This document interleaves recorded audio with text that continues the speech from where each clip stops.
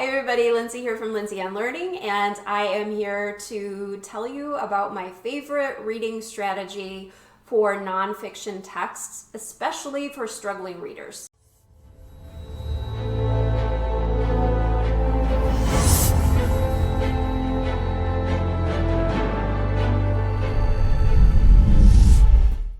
What you'll need for this is I suggest hard copies of whatever text you want to have them read and a pen or pencil highlighters.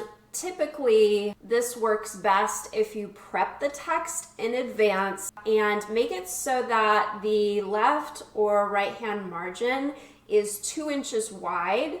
Why? Because they're going to use that space to the side of the text to write brief summary statements. First step in the GIST strategy is to chunk the text. Now for struggling readers, you will need to model this for them, and I suggest having the text divided up, perhaps even with a line ahead of time. As students become more comfortable with this strategy and more proficient as readers, it could be a step that you ask them to do an initial read through and draw a line where they feel like there is a good division in terms of organization and ideas. The goal of the GIST strategy is to divide the text up into meaningful chunks so that students can practice their summarizing skills. Somebody told me once that the number one most powerful thing that students can do as readers is learn to summarize text in their own words. It shows active reading and active comprehension and understanding of what the author is trying to say. And so summary writing is super important. And as text increase in complexity, the summary writing, although it is a skill that has followed them throughout their educational experience, summary writing becomes more difficult as well, and so we need to revisit this skill as the texts are increasing in complexity to make sure that students are able to write with increasing sophistication the summary of those texts.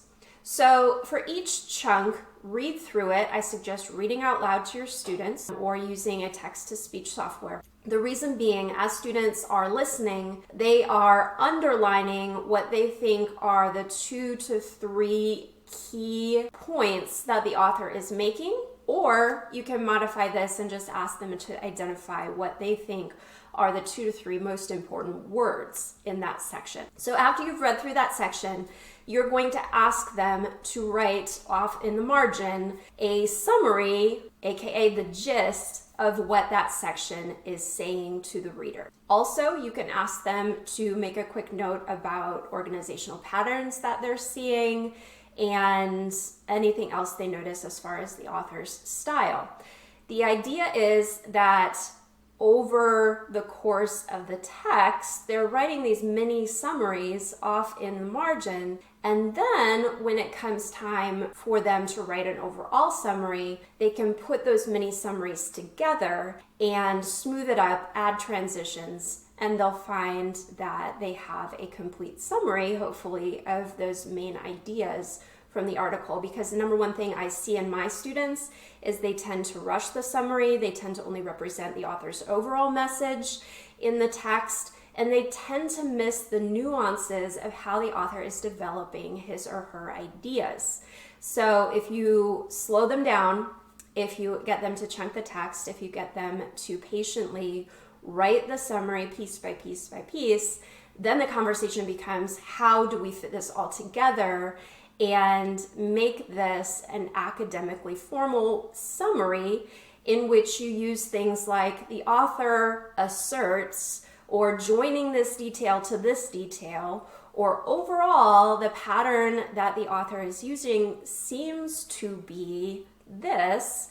Then you are not only helping them to read an increasingly complex text, but also to summarize it with increased sophistication and complexity in their writing. So again, this is called the GIST strategy, super simple, but it's one that you can rinse and repeat and use over and over again with any nonfiction text. And once students get the hang of it, it's also an easy way for them to make annotations on the text and margin notes and know exactly what is expected of them. So I hope you try it, and I will see you next time. Bye.